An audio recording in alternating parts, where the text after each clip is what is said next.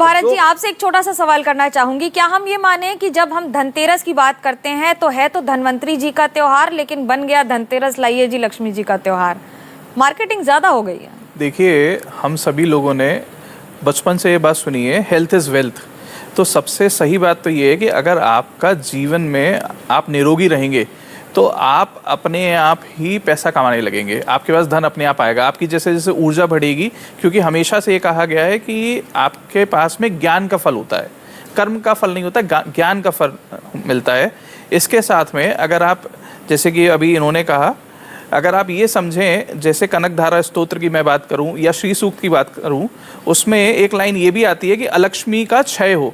तो जब अलक्ष्मी का क्षय होगा, यानी कि जितने भी लोग हैं जो गलत तरीके से पैसे कमाते हैं, उनके पास में से वो पैसा जाता भी है श्री सूक्त का पाठ करने से, और वो अच्छा ही हो रहा है।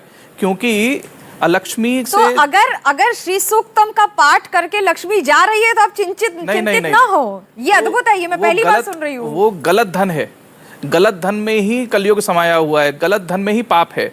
देखिए, धन की 3 ही गति बताई गई हैं, या तो दान की गति होगी, या भोग की गति होगी, या नाश की गति होगी।